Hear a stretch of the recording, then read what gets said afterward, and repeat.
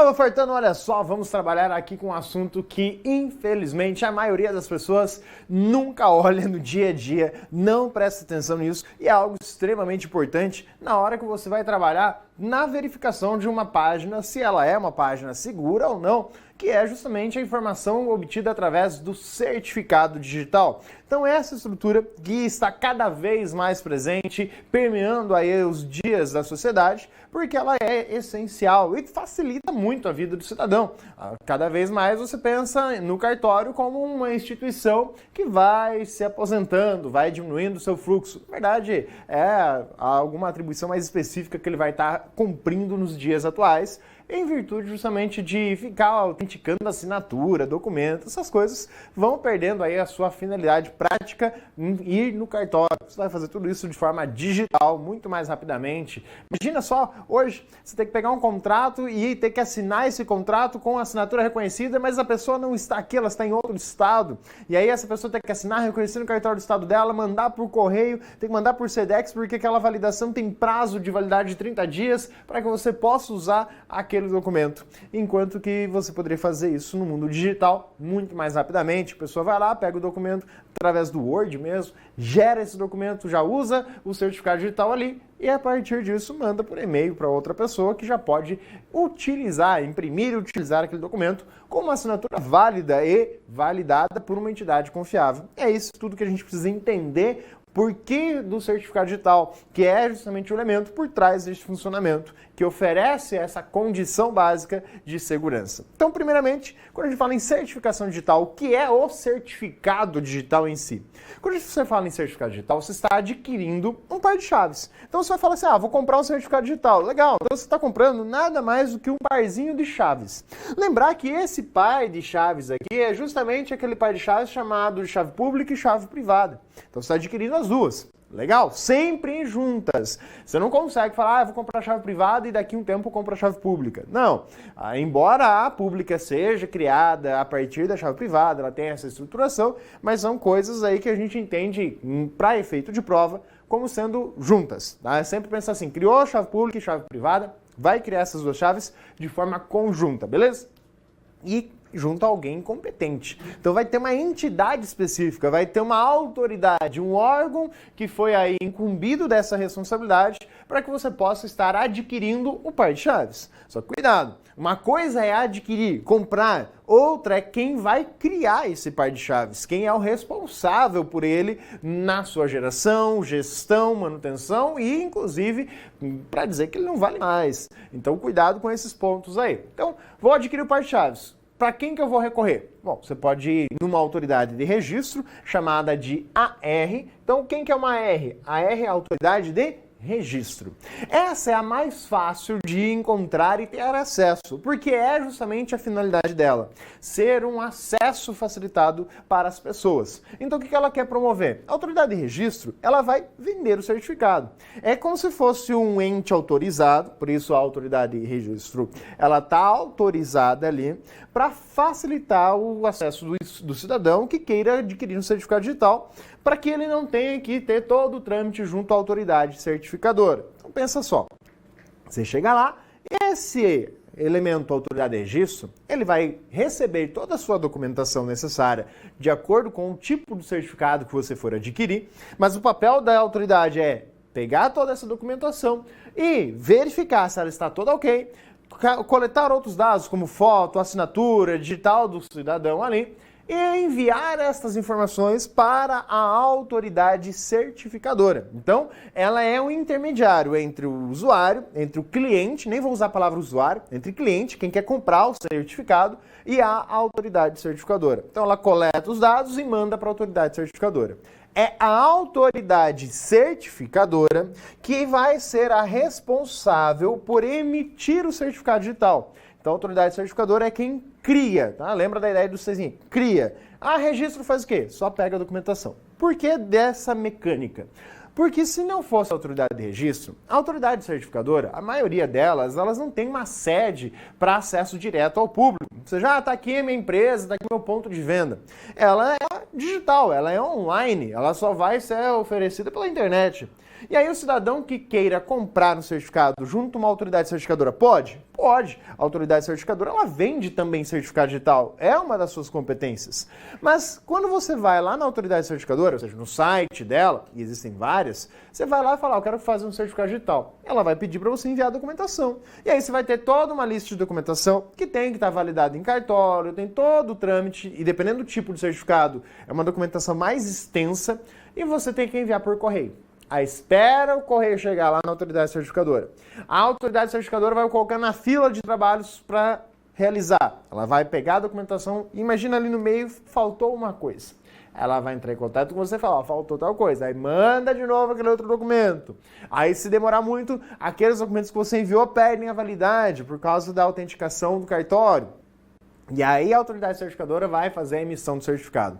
Normalmente, quando alguém vai comprar um certificado digital, já vai comprar em cima da hora. Tipo, precisava para ontem o certificado digital. Não é para agora, é para ontem. E aí? Não dá para perder todo esse tempo com o correio enviando a documentação, valida, verifica, manda mais documentação. Então, por isso que nós temos a autoridade de registro, para ser aquele ponto de acesso facilitado.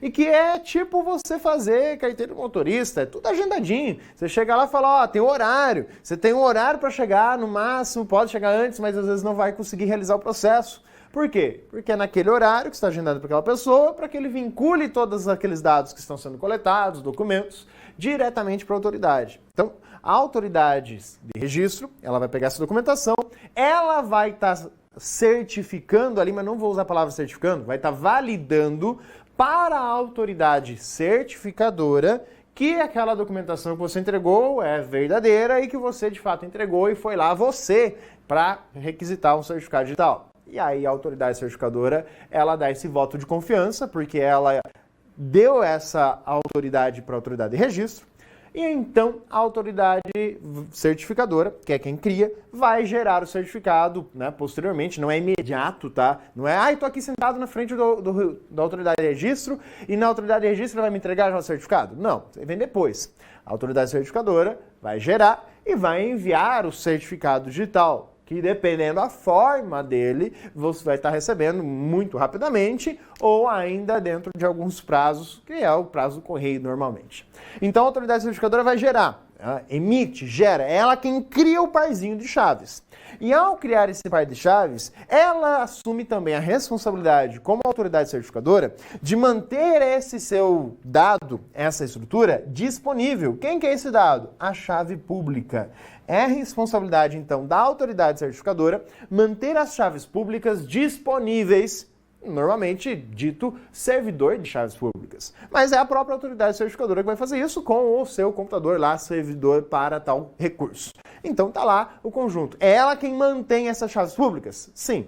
E o que ela manda para você é a chave privada. Lembra que a chave privada é pessoal e intransferível. Então ela vai ser enviada para o cliente que solicitou, que comprou o certificado, entreguei para ele, e a própria autoridade certificadora, que gerou esse parzinho, depois que ela enviou o certificado para você, a sua chave privada, ela não sabe mais aquele número. Se você perder aquilo ali e falar, extraviou, não recebi, terá que girar um novo par de chaves para que ela entregue uma nova chave privada para você. Então, a própria autoridade que criou o par de chaves, ela vai esquecer daquela informação depois que ela entregar para você. Ok, então ela vendeu também? Sim, ela vende. Você pode ir online lá no site e adquirir. Mas também tem aí um detalhezinho que está aparecendo recentemente nas provas, que é falar da tal da LCR. O que é LCR? LCR é uma lista que as autoridades certificadoras, ou seja, as responsáveis por criar os certificados e manter ele ali, né, a chave pública, e de gerenciar todo esse procedimento, ela tem que divulgar uma lista, manter essa lista, dizendo assim, os certificados que eu emiti lá atrás, mas que já não valem mais, estão aqui. Ou seja, eu emiti certificado, ele teve a validade durante este período, porque é necessário ainda ele manter ali para algumas situações, mas esse certificado, a partir de determinada data, não vale mais, ou seja, ele foi revogado. Pode também ser um certificado que, perdi aqui a minha chave privada, então eu tenho que avisar lá para a autoridade certificadora para ela cancelar esse meu certificado digital, revogar, para que ele não seja mais utilizado, porque eu não tenho mais em posse a minha chave privada. Então pode ser que alguém tenha encontrado e possa vir a usar ela no meu lugar, o que é um problema. Então, a ideia é justamente que a autoridade tem que divulgar a lista dos certificados revogados. Por isso, LCR. lista de certificados que não valem mais. Então esse é o papel destas duas entidades. Mas perceba que tem uma entidade mais importante ainda, que é a Autoridade Certificadora Raiz. A Autoridade Certificadora Raiz, ela emite certificados digitais para outras autoridades certificadoras. Então ela fala assim, ó, eu sou a foda do país, eu sou a referência. Se alguém quiser abrir uma empresa de certificação digital que venda esse tipo de produto, então vai ter que chegar até a autoridade raiz e falar, ó, eu quero ser uma autoridade certificadora. E aí a autoridade raiz vai emitir um certificado para você, para que você possa certificar outras pessoas. E ela também vai ser responsável por auditar você, para manter tudo regular, aí ver se você está fazendo certinho, bonitinho. No Brasil, nós temos que ter um cuidado e conhecer quem é a nossa autoridade certificadora raiz. A autoridade certificadora raiz no Brasil é o ICP Brasil. Tanto que documentos públicos obrigatoriamente têm que ter vinculação dela diretamente. Então, cuidado. Então, ela emite certificado para outras autoridades certificadoras. Da mesma maneira, a autoridade certificadora raiz vai disponibilizar as chaves públicas das autoridades certificadoras e entregar para a autoridade certificadora o endereço, a informação, o número da chave privada para a autoridade certificadora. E ela assume esse papel. Ou seja, é como se estabelecesse uma hierarquia, por isso o termo raiz. Ela está na base e aí vai ramificando essa estrutura. Cuidado com a CertSign. A CertSign, ela é a autoridade certificadora raiz em outros países. No Brasil, ela hierarquicamente está subordinada, né? Ela está vinculada abaixo do ICP Brasil. Então ela vai aparecer dessa forma, mas tem outras autoridades certificadoras aí normais, né? As tradicionais. Como, por exemplo, Caixa Econômica Federal é uma autoridade certificadora, Receita Federal é uma autoridade certificadora, então você tem várias. A Casa da Moeda, o Serasa, então tem muitas autoridades certificadoras. Sim, o Serasa ele fez parceria com a Experian, que era justamente a empresa de certificação digital, e aí você tem o Serasa Experian, que faz a emissão de certificados digitais. Então, muito cuidado com isso. Por quê?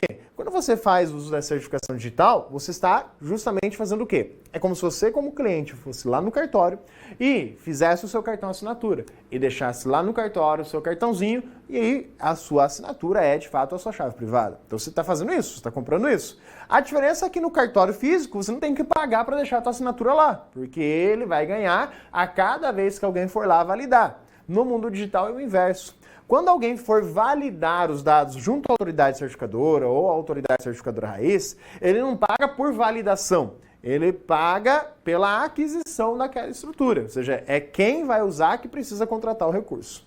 É diferente a forma de pagamento.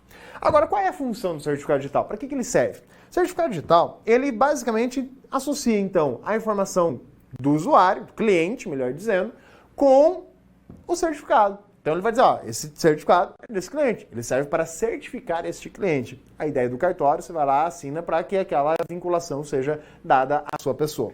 Então ele vai atestar a sua identidade, vai dizer, ó, isso aqui realmente é daquela pessoa, foi feito por aquela pessoa. Então ele vai te garantir aqui alguns elementos de segurança. Cuidado! Confiabilidade é um conceito, é um elemento de segurança de informação? É, mas ele é um princípio básico? Não. É uma consequência, é uma característica da segurança, mas ele não é princípio. Então, quando a gente fala da garantir a confiabilidade, é dar um elemento de segurança necessário. Agora, a autenticidade é princípio, que é onde ele vai atuar principalmente. E claro, consequentemente, se você está usando a autenticidade, a questão do não repúdio envolvida aí. Agora, quais são os tipos de certificados que a gente vai estar podendo adquirir aí e tendo que conhecer para resolver as questões de prova? Quando você olha para a autoridade certificadora raiz, ela vai vender certificado para as outras autoridades certificadoras. Basta para nós isso aí. Agora, nós estamos falando nos tipos que você, como cliente, pode chegar em uma autoridade certificadora tradicional, a Caixa Econômica, chegar lá no Serasa Experian, chegar nessas empresas e falar, eu quero comprar um certificado digital. Você tem vários tipos de certificado e que normalmente vão estar associados a um número. Então, cuidado. Você tem lá o certificado do tipo A, do tipo S e do tipo T. O que mais nos interessa e que nós vamos trabalhar aqui nessa nossa operação é o tipo A, que é o que basicamente aparece nas provas. Em outra oportunidade, vamos falar aí do tipo T. O tipo S é mais básico. Então, vamos lá. Tipo A é aquele que vai ser empregado para garantir a autenticidade. Por isso a ideia é do Azinho ali, a autenticidade. Então ele vai ser utilizado para garantir quem é a pessoa, quem é o dono. O tipo S, ele é um pouco mais simples, mais básico, porque ele vai garantir apenas o sigilo. O tipo S, ele não garante a autenticidade. Tanto que na prática, em termos de prova, você quase não ouve falar do certificado digital do tipo S. Você ouve falar bastante do certificado digital do tipo A. O tipo T é aquele que a gente vai falar no momento mais particular, que vai falar justamente do timestamping. Então, o timestamp é justamente um outro tipo de certificação de tempo envolvida aí. Então, olhando para o certificado do tipo A, ele tem várias numerações. Na verdade, essa regra de numeração ela vale também para o S e para o T. Então, você tem lá no S 1, 2, 3 e 4, o T também tem essa estrutura. Mas, tipicamente em prova, vai vincular com o A essa relação. Então, o que a gente precisa saber?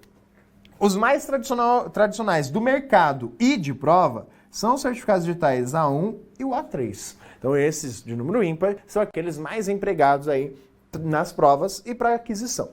O certificado A1, ele é um certificado que é gerado por software. Então, a autoridade certificadora, ela usa um programinha mesmo. Ele vai criar as duas chaves, a chave privada e a chave pública para o cliente. E esses dados, principalmente a chave privada aqui, a gente vai falar, ela vai ser armazenada também em software. Ou seja, ela vai ter em um programa. Você vai ter lá um programinha que esse programa vai fazer o processo e usar a chave privada que está dentro dele armazenada. Então esse é o mais básico. É o mais comum porque, lembra que eu falei que normalmente quando alguém vai comprar certificado digital tá com pressa e quer para ontem? Então, esse é o mais tradicional porque para entregar é fácil.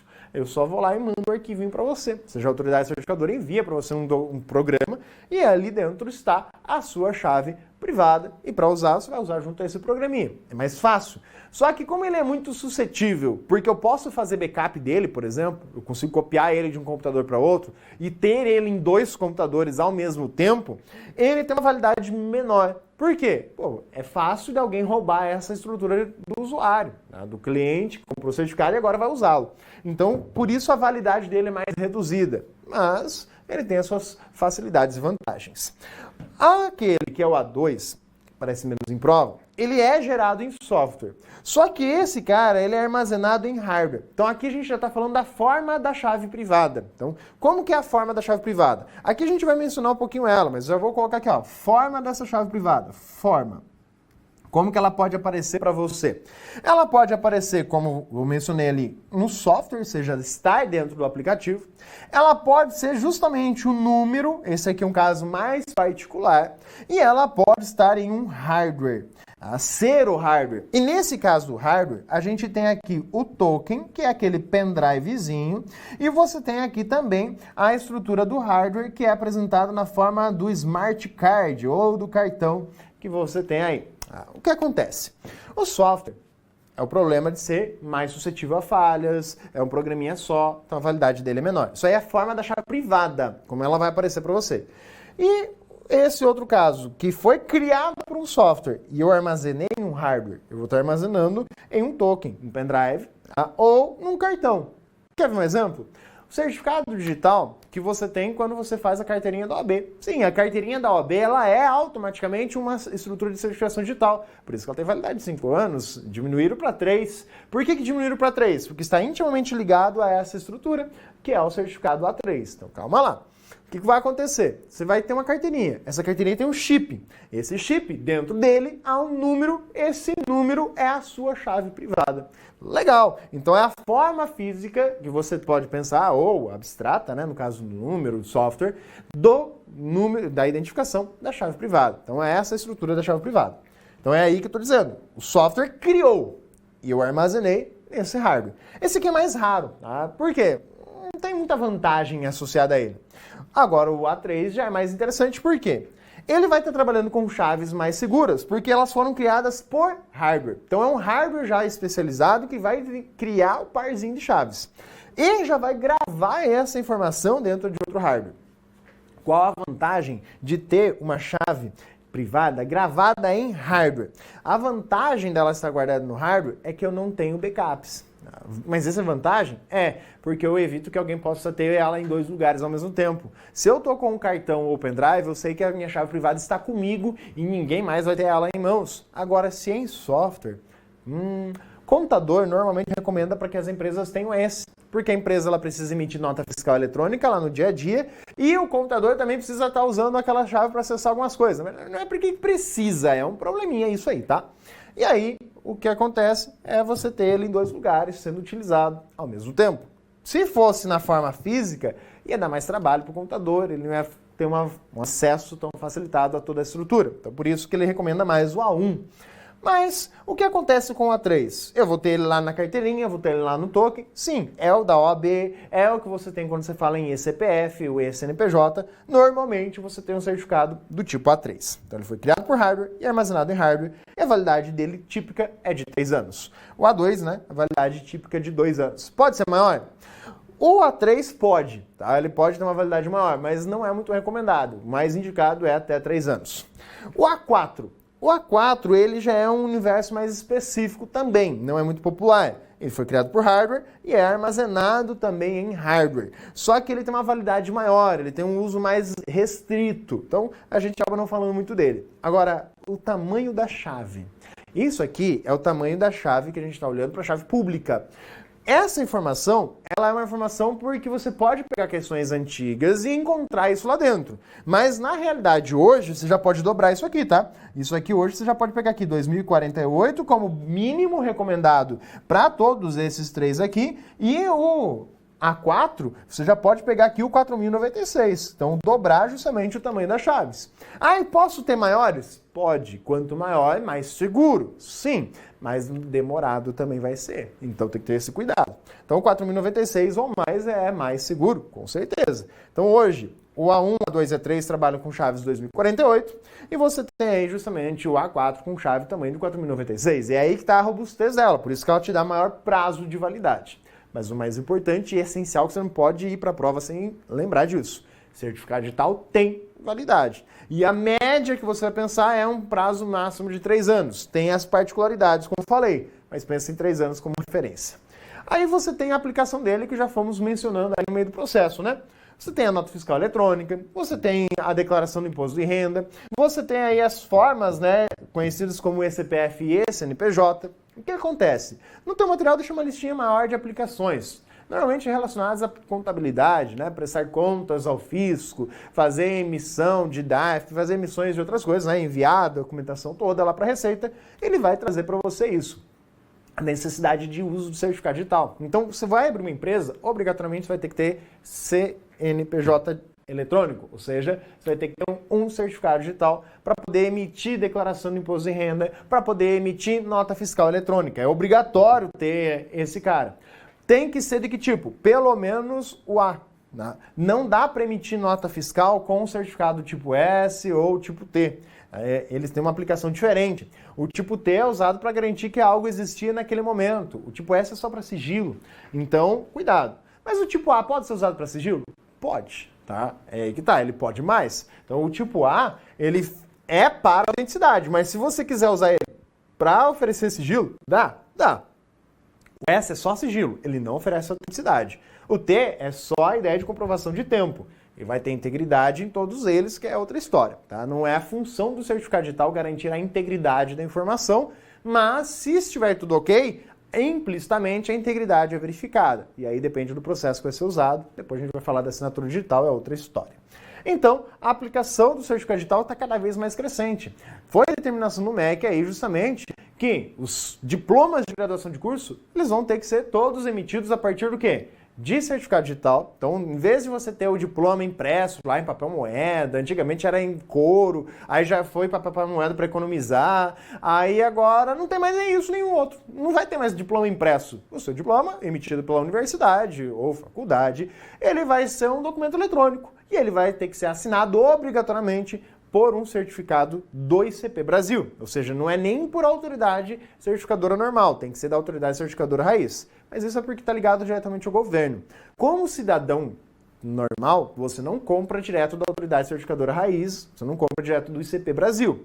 Você compra de outras autoridades. Quem compra direto do ICP Brasil é o governo por força da lei, que obriga ele a fazer isso. Mas o que a gente precisa ainda saber é quais são os dados presentes dentro de um certificado digital. Um certificado digital ele tem várias informações, das quais vamos destacar aqui as que são de suma importância. Tanto para você como cliente, como usuário agora do serviço, para verificar se o site é verdadeiro ou não, como para resolver questões de prova. Então, onde é que você vai ver isso? Já vou mostrar para você na tela, mas quais dados você deve buscar? O certificado digital, ele vai apresentar para você a informação para quem ele foi emitido. Então tá lá, emitido para fulano de tal. Ou seja, quem é o requerente do certificado digital. Então pode aparecer assim, ó. Em vez de emitido para, pode ser escrito lá na prova requerente. Ou seja, você como cliente foi lá e comprou um certificado digital. Legal, você comprou o certificado, né? Então você é o requerente. E aí você, como usuário, quer ver o certificado de alguém. Aí você fala, eu quero ver esse certificado aqui. Ele é de quem? Ele pertence a quem? Esse certificado foi emitido para esse carinha aqui. Então, é isso que você está identificando. Basicamente, o dono do certificado. Se é aquele site verdadeiro ou não. Aí depois vem aqui o emitido por. Ou seja, aqui vai aparecer a autoridade certificadora ou ainda a autoridade certificadora raiz que emitiu aquele certificado digital. Professor, pode ter aqui a autoridade de registro? Jamais. Não tem autoridade de registro aqui. Aqui é a autoridade certificadora, seja ela normal ou a raiz. Mas a autoridade certificadora que vai aparecer aqui. A validade. Cuidado, quando você fala em certificado digital, você tem uma validade que se divide em a partir de, ou seja, ela tem um início e ela tem um prazo final. Ou seja, tem um a partir de até. Então ela tem aquela estrutura ali representada para você. Legal, então tem validade? Tem. Certificado digital tem validade. Isso é essencial. Aqui uma pegadinha muito típica. Chave pública. Olha só. O certificado digital pode ser definido, inclusive, como a própria chave pública. Como assim? Essa questão da prova disser para você, a chave pública é o certificado digital? Sim. Diga que sim. Por quê? Porque a chave pública é a informação que vai ser usada para certificar o procedimento, o processo. É tipo pensar lá no cartório. Pensa lá que está o teu cartão assinatura lá dentro do cartório. Então, é aquele teu cartão que vai servir para validar se o que está no papel ali assinado é ou não uma assinatura da sua pessoa. Então, lá no cartório, aquele cara é a chave pública, ele é o elemento que certifica, que o cartorário vai usar para certificar. Então, a chave pública pode ser dita como o próprio certificado e ela em si faz parte do certificado. Ela é pública, ela está ali visível. E lembre-se que ela é um número, simplesmente isso.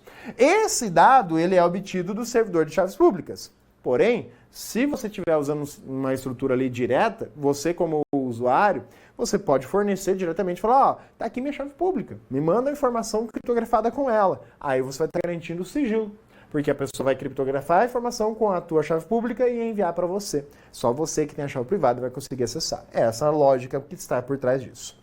Aparece aqui o tamanho da chave, então aparece lá, por exemplo, eu estou usando certificado digital com chave de 2048 bits. Legal, aparece ali para você o tamanho dessa chave. E junto a isso, também aparece lá qual é o algoritmo. Por exemplo, estou usando lá o SHA-2. E aqui, cuidado, tem duas situações, tá? Aparece esse SHA, você tem que lembrar que esse SHA é de geração de integridade. O algoritmo que a gente vai olhar aqui, principalmente, é o RSA. Lembra que o Azinho aqui relaciona a ideia de assimétrico, relaciona a ideia de chave pública e privada. Então, o RSA é o algoritmo da criptografia. O SHA ali, o SHA-2, SHA-1 é o que vai ser usado para garantir a integridade no processo. Então, cuidado com isso. Mas tem muito cuidado com essa integridade. E a assinatura da própria autoridade certificadora. Ou seja, eu tenho aqui quem foi que emitiu e a própria autoridade certificadora pega todas essas informações e ela assina lá dizendo, isso aqui está íntegro, todas as informações que você recebeu estão íntegras, ninguém alterou no meio do caminho e fui eu, a autoridade certificadora, que entreguei para você. Então eu sou a fonte originária destes dados. Então a própria autoridade certificadora assina e a assinatura da autoridade certificadora faz parte dos dados do certificado digital. Muito cuidado com isso. Agora a gente tem uma particularidadezinha bem importante. Você vai ouvir falar do EVSSL. O que é o EVSSL? O Extended Validation SSL, ou seja, Secure Socket Layer.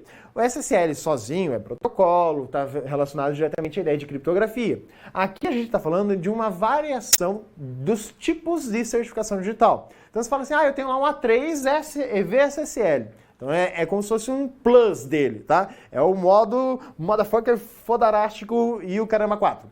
Por quê? Esse é o único tipo de certificado digital que vai deixar a barrinha do navegador verde. Quando você olhar lá a barra de endereços do navegador, onde que está o endereço do site, e tá verdinho, tá destacado com uma cor diferente, é porque tem esse certificado digital ultra pica foda que existe. Esse certificado digital, ele tem uma validade maior, normalmente de 1 a 2 anos, tá? É o máximo que ele oferece. Ah, não é maior do que os outros? Não. A validade maior dele é em termos de segurança. O prazo dele é menor, tá? Então, 1 a 2 anos é o que você encontra. Ah, e tem de 3, 4? Não, é prazo pequenininho mesmo.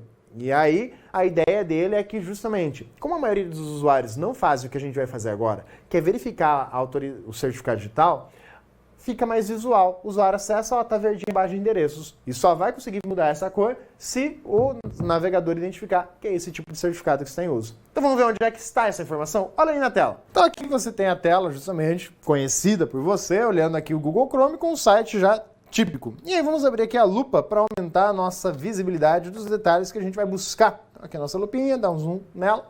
E aí com a lupa o que a gente vai observar? Independente do navegador, seja o Google Chrome ou o Firefox, você vai clicar no cadeado. Pode ser com o botão esquerdo, depende um pouco do navegador, ou com o botão direito do mouse. Você clicando em cima do cadeadinho, você vai ter aqui as opções, e aí pode estar aqui no Google Chrome, certificado válido, ou pode aparecer lá detalhes do certificado. Então depende do navegador e versões dele, tá? Teve uma época que o Google Chrome escondeu isso aqui, tá? Aí você vai então abrir as janelas de propriedades de certificação digital. Nessa janelinha, você vai ver aqui a aba geral, dizendo, ó, é um certificado digital emitido para um computador remoto, ou seja, esse certificado, ele é um númerozinho que está salvo lá no servidor, então é aquela estrutura, aquela forma diferente, tá? A chave privada dele é um número que está salvo no servidor, e aí você tem aqui justamente para quem ele foi emitido, questão do número de série também a gente tem aqui. Ele foi emitido por quem? Pela Amazon. Então aqui foi emitido pela Amazon, então por Amazon. E a validade dele, de quando até quando esse certificado digital tem validade aí. Depois disso tem que renovar o certificado digital. E aí você vai lá em detalhes e é aqui que a gente vê a brincadeira. Sabe aquele A1, A2, A3? Aquela é a versão justamente que você tem. Então tá aqui, ó, a estrutura do certificado digital, você tem a informação dele. O número de série, que eu falei, que é outro dado que a gente pode acrescentar naquela listinha que você fez ali. Qual é a estrutura da codificação hash, então o SHA-256 e vinculado ao RSA, por causa que ele está falando em assinatura digital, então é tanto a estrutura de integridade quanto a criptografia. E aqui só a parte do hash é o SH. Quem é o emissor, então está falando aqui bonitinho para você, quem foi que emitiu. A validade a partir de até quando que vale, perceba que tem até a hora na validade. Quem foi que requereu o certificado? Esse é um certificado para domínio. Então ele tem ali justamente ó, o nome do domínio e não o nome da empresa. Antigamente era o nome da empresa que você iria encontrar aqui. E você tem aqui a chave pública. E aqui está o número. Isso é a chave pública. Ele é o número hexadecimal. Você pode ver que vai até F, não tem H, não tem G, é só até de 0 até F. Então é o número hexadecimal. E é só esse númerozinho aqui. Ao todo ele oferece 2048 bits usando o algoritmo RSA. Então você tem aí justamente essa estrutura. Aqui os parâmetros é só para estruturação, não é elemento de prova.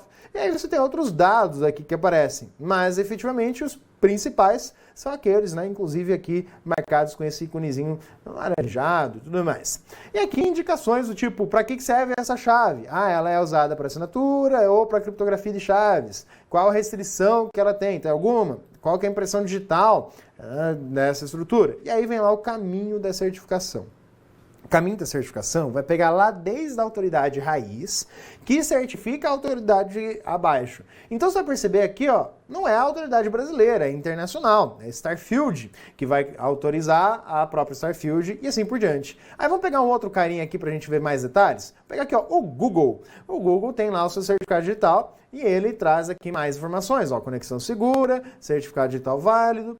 E aqui nessa certificação do Google, olha a parte interessante. Ele foi emitido pelo próprio Google. Sim, o Google percebeu que ele gastava muito com isso e ele então pegou e falou, ó, vou me tornar uma autoridade certificadora. Só que a validade dele é bem pequena, porque ele não tem custos. Ele simplesmente gera certificados com maior frequência. Então ele se torna mais robusto, mais seguro. Mas a vantagem de você fazer com mais frequência é que você não precisa ter uma estrutura de criptografia tão grande. Pode ver que a chave dele é pequenininha, é uma chave de 256 bits. Mas, pô, ela tem uma validade muito curta. São 3 meses aqui que ele oferece de validade, depois ele vai trocar, esse certificado não vai ter mais validade, ele usa outro. Então, por isso que ele tem essa estrutura. Então tá aí, ó, o caminho da certificação é a estrutura do Google, mas ele vem lá justamente com a Global Sing, a referência dele, principal, só que ele mesmo se tornou uma autoridade certificadora raiz, tá? Google Trust Service. Então, ele é o fodão da brincadeira mesmo. Então, isso aí. E outros sites que você vai acessar. Tem certificadodigital.com.br e outros que vão oferecer esse serviço para você. Vamos brincar um pouquinho com as questões, ver o que elas trazem nas relações de prova? Então, fechar aqui a nossa lupa. Olha a primeira questãozinha aí. Em relação à criptografia, assinatura digital e certificação digital, assinale as assertivas a seguir. A criptografia de chave única utiliza a mesma chave para cifrar e decifrar. Um exemplo de algoritmo de chave única é o RSA. Opa, pera aí, a gente já falou de criptografia e chave única é a ideia de simetria, enquanto que o RSA é assimétrico. Então tá errado o primeiro item. Item 2. Na criptografia de chave pública, quando uma informação é cifrada com uma das chaves, somente a outra chave do par consegue decifrá-la. Sim, é a ideia básica. Através da assinatura digital, é possível comprovar a autenticidade e a integridade de uma informação? Sim, é a ideia dela aqui dentro do certificado. Certificado autoassinado é aquele no qual o dono e o emissor são a mesma entidade. Pode ser usado de forma legítima ou maliciosa. Agora vem cá comigo. Olha a maldade. Certificado autoassinado. Professor, aquele do Google pode ser dito como autoassinado? Mais ou menos. Porque o do Google é uma autoridade certificadora. Ele é uma autoridade certificadora que emite para ele próprio, mas ele tem uma hierarquia dentro da sua estrutura. Então ele está emitindo para o site, ele é uma entidade maior, mas ele está emitindo para o site dele, também ali, você pode ver que tem uma hierarquia que a gente identificou. O que acontece com o autoassinado? Eu, como cidadão, que não sou autoridade certificadora, vou lá e gero um parzinho de chaves pública e privada e eu digo que eu mesmo gerei aquilo ali. O certificado autoassinado só serve para garantir sigilo. Ele não vai garantir a autenticidade, dada a particularidade aí do Google, que é outra história. Mas o autoassinado, quando eu, que não sou autoridade certificadora, gero o parzinho de chaves, dá para gerar? Dá. Qualquer programinha, você pega lá no Linux mesmo, você faz isso no terminal. Você vai lá e gera o parzinho de chaves. E aí você usa eles tranquilamente, mas para sigilo, ele não vai conferir a autenticidade como você é acostumado a olhar para o certificado digital. Então, muito cuidado com o autoassinado. Beleza? Então ele pode ser usado de forma maliciosa? Sim. Significa que eu posso chegar ali, acessar um site, e na barra de endereço do site estar o HTTPS e o site ser falso? Sim. O fato de ter HTTPS só indica que há criptografia. É a única certeza que você tem. Se tem ou não certificado, você tem que clicar no cadeadinho e ver se tem o certificado digital válido. É aí que está o ponto. A maioria das pessoas não faz isso. A maioria das pessoas só olha lá HTTPS e fala, o site é seguro. A segurança é entre você e o site. Quem é o site tem que olhar o certificado digital para poder identificar. Então vamos lá ver qual que é a nossa resposta. Lá na tela, a gente viu o primeiro falso e os outros 3 são verdadeiros, né? O 2, 3 e 4. Olhando para as alternativas, você tem aí justamente a alternativa D, que propõe essa estrutura. Olha a próxima questão. O certificado digital, emitido por uma autoridade certificadora, AC, visa atestar a associação entre uma chave pública e uma entidade ou pessoa, né? Privada ou pública, ou pessoa jurídica ou pessoa física. Dentre as etapas do processo de validação de um certificado digital, deve-se verificar se a assinatura do certificado está presente na lista de certificados revogados, publicada pela AC, está presente na lista de nomes revogados. Bom, LCR é uma coisa que você pode pensar, né? Publicado pela AC faz sentido, agora esse LNR não. Está presente na lista de assinaturas revogadas lá? Não, também. Então, as B e C não tem nada a ver. Foi realmente gerada pela C. Opa! Agora, se você está olhando lá, a ideia de certificação digital, você vai, primeira coisa, ver se ele foi gerado realmente por uma autoridade certificadora, para ver se ele é válido. Agora, se ele está numa lista de revogado, o próprio navegador vai dizer para você que ele está revogado. E se ele realmente foi gerado pela entidade ou por uma pessoa. A ideia é ver se ele foi gerado pela autoridade certificadora. Por isso, verificar quem é a emissora do certificado digital. Beleza? Ficamos por aqui e até a próxima.